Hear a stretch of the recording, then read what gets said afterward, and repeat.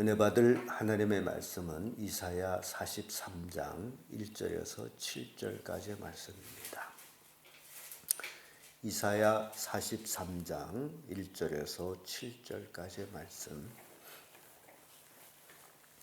찾으셨으면 교독합니다. 제가 먼저 읽습니다. 야곱아, 너를 창조하신 여호와께서 이제 말씀하시느니라. 이스라엘아, 너를 조성하신 자가 이제 말씀하시느니라. 너는 두려워 말라. 내가 너를 구속하였고 내가 너를 지명하여 불렀나니 너는 내 것이라. 내가 물 가운데로 지날 때 내가 함께할 것이라. 강을 건널 때에 물을 침몰지 못할 것이며 내가 불 가운데로 향할 때 타지도 아니할 것이요 물꽃이 너를 사르지도 못하리니. 대저 나는 여호와 내 하나님이시요 이스라엘 거룩한 자요 내 구원자이심이라. 내가 애굽을 너의 속량물로 구시와 스바를 너의 대신으로 주었노라. 내가 너를 보배롭고 존귀하게 여기고 너를 사랑하였으니 내가 사람들을 주어 너를 구하고 백성들로 내 생명을 대신하리니. 두려워 말라. 내가 너와 함께하여 내 자손을 동방에서부터 오게 하며 서방에서부터 너를 모을 것이며 내가 북방에서 이르기를 나오라. 남방에게 이르기를 구하지 말라. 내 아들들을 원방에서 이끌며 내 딸들을 땅끝에서 오게 하라. 무릇 내 이름으로 일컫는 자 곧 내가 내 영광을 위하여 창조한 자를 오게 하라. 그들을 내가 지었고 만들었느니라. 아멘. 네, 이 말씀으로 두려워 말라 이런 제목으로 말씀을 나누겠습니다. 사람이 살다 보면 여러 가지 두려움과 또 역경 속에 있습니다. 사람은 사람이기 때문에 두려움이 없는 사람은 없습니다. 그런데 온전히 하나님을 의지하고 살아갈 때에 두려움을 물리칠 수 있는 능력이 있습니다. 어떨 적에 두려움을 물리칠 수 있느냐? 죽음을 두려워하지 않으면 됩니다. 그러면 두려울 거 아무것도 없어요. 왜 두려우냐? 죽기를 무서워하기 때문에 두려운 거예요. 진정 천국을 소망하고 있다면 우리는 죽으면 천국이기 때문에 죽음이 두려운 건 아닙니다. 그렇다면 죽음이 두렵지 않으면 뭐가 두려우냐? 죽음이 두렵지 않으면 뭐가 두려울 것 같아요? 사도 바울은 내가 남에게 복음을 전한 후에 내가 버림이 될까 봐 두렵다라고 얘기합니다. 죽음이 두렵지 않게 되면 내가 하나님 앞에서 잘못된 삶을 사는 것이 두려워해야 됩니다. 그래서 우리가 이 땅에 살아가면서 매일같이 하나님이 기쁘심이 되는 삶을 산다면 그보다 더 복스러운 삶은 없습니다.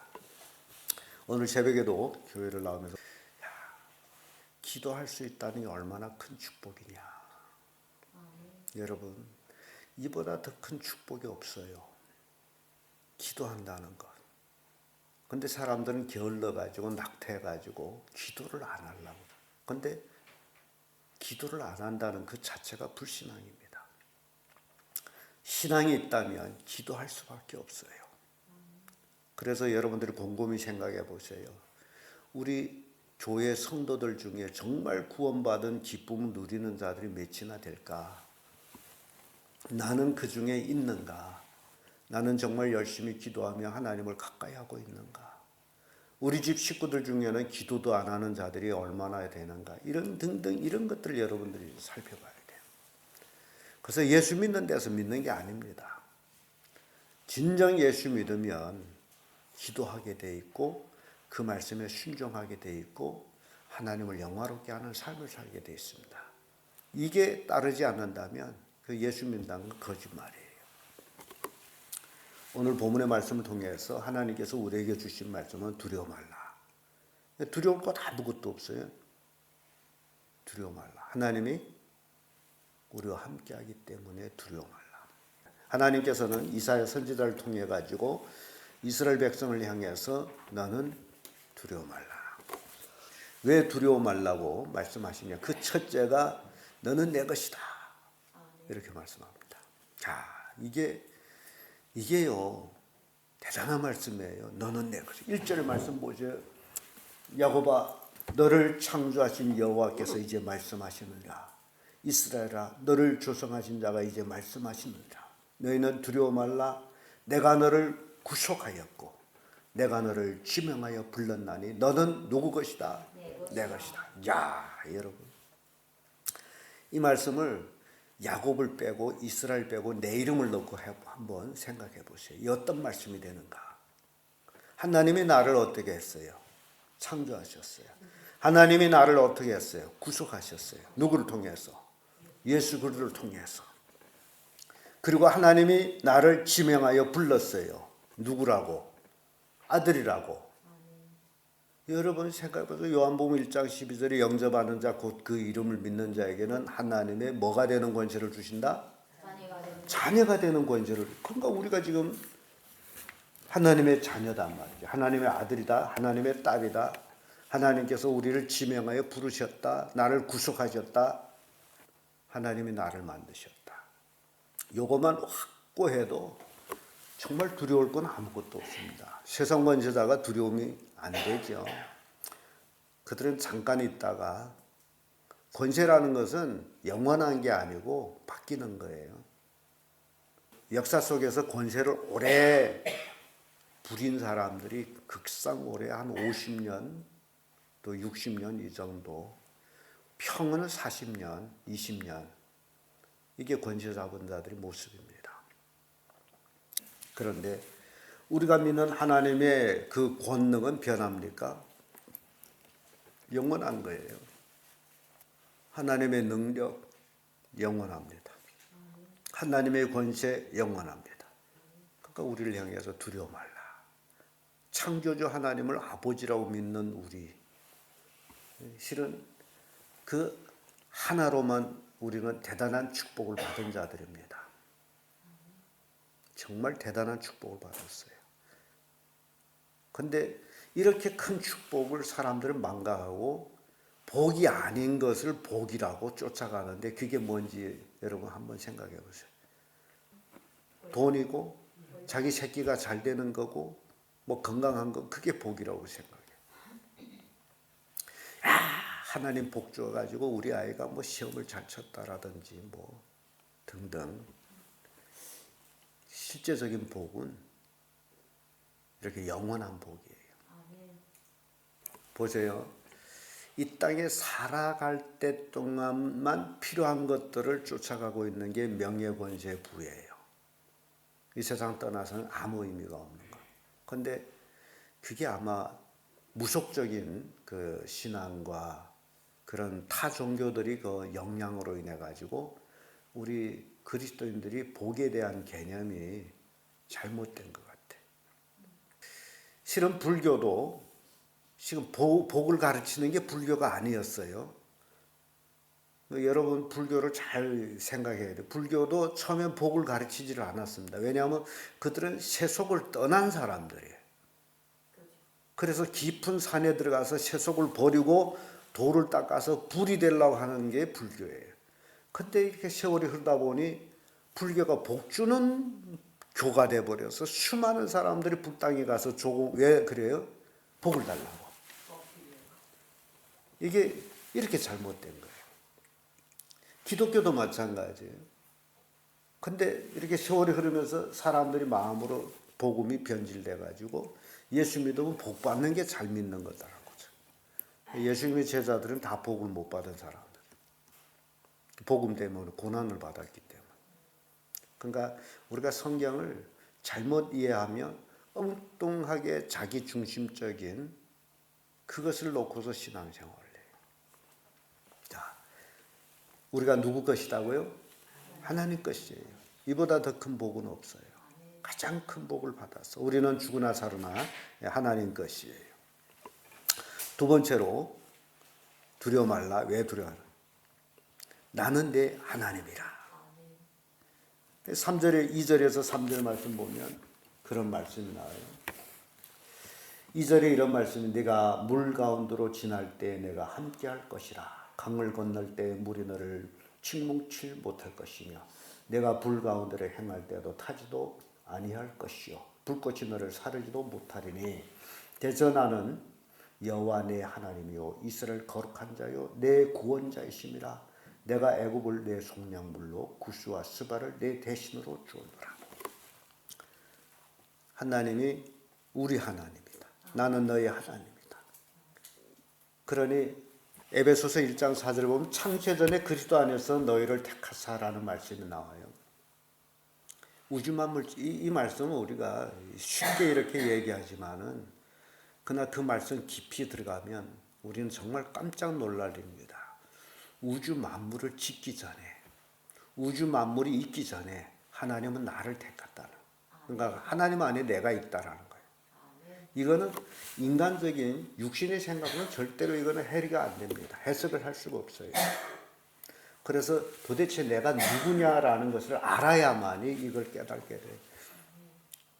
나는 육체뿐만 아니라 또 뭐를 가지고 있어요? 영혼을 가지고 있잖아요. 그 영이 어디서부터 온 거예요? 하나님이 주신 거잖아요. 그러니까 하나님은 이미 창세전에 그렇게 돼 있는 거예요. 얼마나 큰 축복인지 몰라요. 우주 만물을 짓기 전에 하나님이 나를 그리스도 안에서 택했다. 하나님이 원대한 그 계획이라고 그러죠.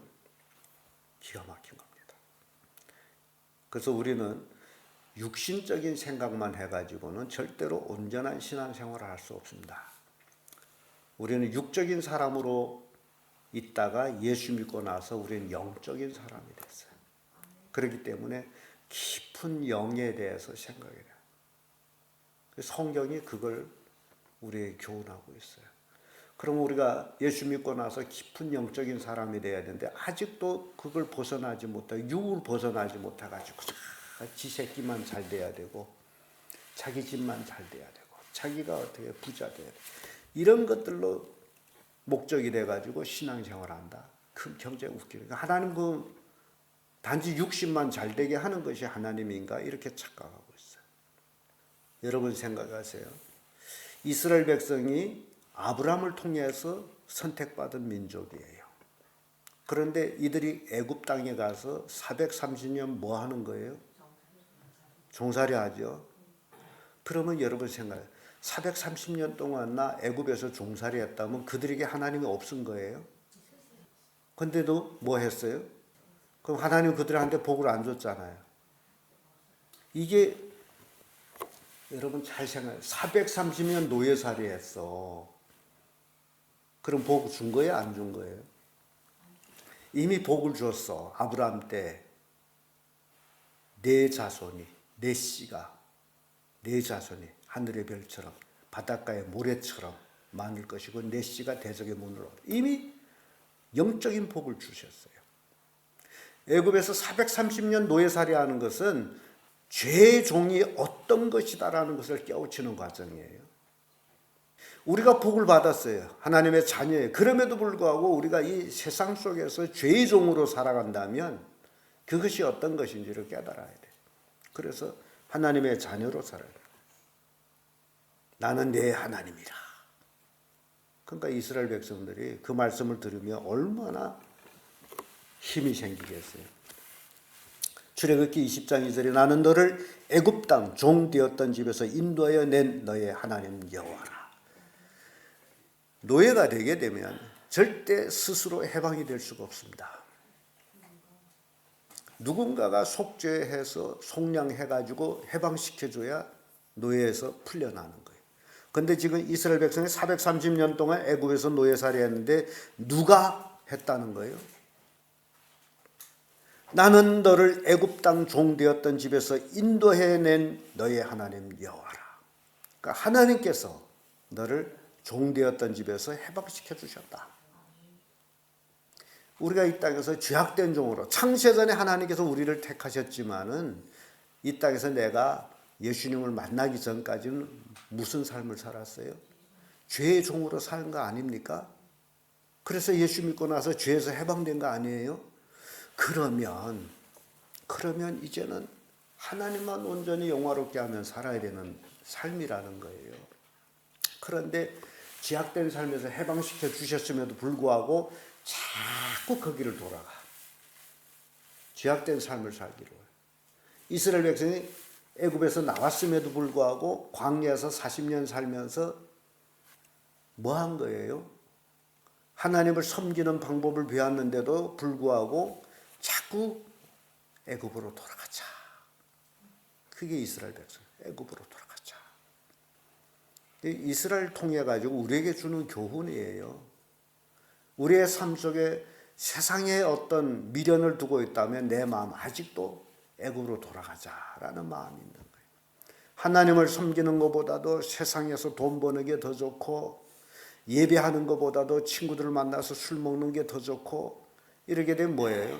자꾸 세상으로 돌아가자. 그런데 광야에서 죽은 사람들이 어떤 사람이었어요? 광야에서 죽은 사람들. 애굽으로 돌아가자 하던 사람들 다 죽었어요. 오늘날도 똑같습니다. 교회 나왔다 신앙이 죽는 사람들은 어떤 사람이에요? 세상으로 돌아가자 하는 사람들. 불행한 사람들. 그래서 우리에게 필요한 것은 여호수아와 갈렙 같은 믿음의 사람들. 그 믿음이 또 나한테 필요한 거예요. 그리해야 하나님은 내 하나님이 되는 거예요. 내가 세상으로 돌아갔는데도 내 하나님이 될까요? 죽어야 돼. 이스라엘 통해서 우리에게 주는 교훈이에요. 그대로 두려워 말라. 내가 너와 함께 하리라. 5절에서 7절까지 말씀인데 5절의 말씀 보면 이런 말씀이 있어요. 두려워 말라. 내가 너와 함께하여 내 자손을 동방에서부터 오게 하며 서방에서부터 너를 모을 것이며 내가 북방에서 이르기를 놓으라. 남방에 이르기를 구려하지 말라. 내 아들들을 원방에서 이끌어 내 딸들을 땅 끝에서 오게 하라. 이 말씀이 여러분들이 역사적인 이제 사건들을 비교하지 아니하면 이 말씀이 뭔 말씀인지 몰라요. 이스라엘 백성이 2차 대전 후에 1948년 5월 14일 날에 세계를 향해서 독립을 선언했습니다. 이스라엘은 예수님을 십자가에 못 박고 나서 주후 70년 로마 디도 장군이 예루살렘으로 쳐들어와 가지고 이스라엘 백성이 그때부터 세계 각지에 싹 흩어졌어요. 세계 각지로 흩어져 가지고 굉장히 정말 비인간적인 학대를 받으면서 타 민족에게 늘 미움을 받으면서 이스라엘 백성이 살았어요. 그런데 이스라엘 백성의 특징이 있습니다. 이스라엘 백성 특징. 이걸 오늘날 우리가 배워야 될 거예요. 그래서 이스라엘 백성은 그 특징이 있어요. 2차 대전 때 히틀러가 유대인들을 대학살할 때 독일 사람들, 히틀러 군대들이 유대인들을 보면 금방 알아요. 왜냐하면 그들이 유대인 복장과 유대인 삶을 그대로 가지고 있거든요. 신분증 검사할 필요가 없어. 보면 이건 너 유대인이야. 그러니까 거기서 잡아서 집중형으로 끌고 가는 거예요. 그러니까 그 이제 전쟁과 평화라는 영화를 보게 되면 그 이제 독일 친구가 유대인한테 너 이 옷 바꿔 입어. 아니야, 나는 유대인이야. 그게 유대인이에요. 그러니까 유대인은 어디 가나 유대인인 거예요. 그럼 유대인의 특징이 뭔지 아십니까? 유대인 특징은 토라, 말씀, 율법을 어린애들부터 이렇게 늘 가르치는 거예요. 율법적인 삶을 사는 거예요. 가족이 하나님 말씀으로 사는 거예요. 그러니까 주 70년에 세계 각지에 흩어진 이 유대인들이 자기 나라가 없고 민족은 세계 각지에 흩어졌지만 어디가 있든지 혼자일지라도 자기는 유대인이야. 그 토라를 자녀들한테 가르치는 거예요. 그게 유대인입니다. 여러분은 어때요? 여러분 이 땅에서 정말 예수 그리스도를 믿는 사람입니까? 자녀에 대해서 성경 말씀을 가르치고 있습니까? 이 유대인 특징을 우리가 가져야 되는데 오늘날 우리 부모들이 그 특징은 없어지고 오히려 세상 공부만 잘하면 되는 줄 알아. 이게 변질 가는 겁니다. 네. 매일매일 세상 공부는 시키면서 하나님 말씀에 대한 공부는 안 시켜. 이 가족 교육이라는 게 유대인들의 핵심입니다. 학교 교육이 아니에요. 가정 교육이에요. 젖 먹을 때는 어머니가 성경을 가르치고 젖 떼고 나서는 아버지가 가르치고 학교 가서는 랍비들이 가르쳐요. 그들은 성경을 가르치니 학교 가면 성경 안 가르친다 그렇지 않아요. 오전 시간은 학교 가면 랍비들이 율법을 토라를 가르쳐요. 오후 시간에 세상 학문을 배웁니다. 반나절만 세상 학문 배워도 세계 가장 유명한 사람들은 다 유대인들이에요. 여러분들은 아침부터 저녁까지 애들 학교 보내가지고 이제 세상 공부를 시키는데 뭐가 되고 있어요? 그렇게 하면 할수록 애들이 머리는 점점 잘못됩니다.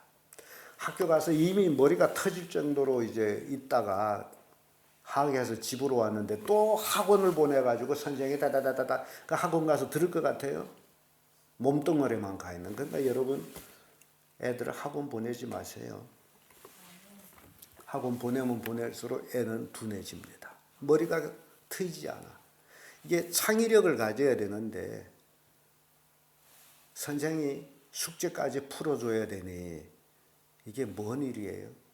그 왜 학교 보내? 아예 학교 보내줘요. 저 남방에는 애들을 학교 보내지 않는 부모들이 굉장히 많습니다. 학교를 안 보내요. 집에서 가르쳐요. 그리고 또 그런 학교들이 섭니다. 외국에서 들어와서 하는 학교들이. 그래서 그 학교를 졸업하고 아예 저리 유학 가버려요. 유대인들이 이렇게 세계 각지에 흩어져 있고 어디 가 있든지 자기들은 모든 민족에게 미움을 받으면서도 그들은 유대인이에요. 참 신기합니다. 죽어도 유대인이에요. 1948년 독립을 선언하고 세계 각지에 흩어져 있던 유대인들이 예루살렘으로 유대 이스라엘로 돌아가기 시작하는 거예요. 그러니까 이 이사야가 예언한 말씀이 그대로입니다. 성경은 그대로예요. 1948년도에 독립은 했지만 독립선언을 했지만은 예루살렘을 수도로 정하지를 못했어요. 왜냐하면 그게 아랍인들하고 같이 있어서 유엔에서 관리를 했어. 독립해서 70년 만에 트럼프 대통령을 통해 가지고 예루살렘이 이스라엘 수도다라고 인정했어요. 이거는 역사적인 사건, 깜짝 놀랄 역사적인 사건입니다. 그리고 미국 영사관을 예루살렘으로 옮겼어요. 이거는요, 뭐 여러분들 잘 모를 수도 있지만 이거는 기가 막힌 역사적인 사건입니다. 그 주변의 아랍 국가들이 그걸 원치를 않는데도 불구하고 그렇게 한 거예요. 그러니 하나님이 하신 겁니다. 내가 너와 함께하리라. 하나님께서 이스라엘과 함께함으로 세계 각지에 흩어졌던 이스라엘들이 다 예루살렘으로 몰려들고 미국에 있는 유태인들 부자들은 자기 나라에 어떤 일이 있다 하게 되면 그저 돈을 팡팡팡팡 보내주는 거예요. 그래서 나라, 영토, 면적은 작고 인구 숫자는 뭐 600만, 700만 그 정도밖에 안 되지만은 세계의 가장 강대국입니다. 농업, 과학, 군사 모든 분야에 유대인들이 인류의 인류. 세계 경제의 90%를 유대인들이 가지고 있습니다. 세계 돈 90%는 유대인들일 거예요. 그 10% 가지고 세계에서 운영하고 있습니다. 여러분 생각해 보세요. 왜 이런 일들이 일어나느냐? 그들은 죽으나 사나 누구 때문에? 유대인이기 때문에. 유대인 누구예요? 아브라함의 씨잖아요. 그럼 오늘날 우리 영적인 이스라엘, 우리도 아브라함한테 접붙임을 받은 자들인데, 그러면 우리도 죽으나 사나 그리스도인이 돼야 될 거 아닙니까? 굶어도 그리스도인, 죽인데도 그리스도인, 대학 준데도 그리스도인. 그렇게 살아보세요. 그러면 여러분들이 머리가 될지언정 꼬리가 되지 아니하고 위에만 있고 아래가 있지 않고 구워줄지라도 꾸이지 아니하는 하나님 말씀 그대로입니다. 그런데 우리는 자꾸 애굽으로 돌아가자. 애굽에 뭐가 더 좋은 게 있는 것처럼 착각해가지고 그래서 잘못된 삶을 사는 거예요. 자, 오늘 이사야 말씀을 통해 가지고 두려워 말라. 여러분 확실하게 하나님 믿고 두려움 없이 죽으나 사나 그리스도인의 삶을 살기를 예수님 이름으로 축복합니다.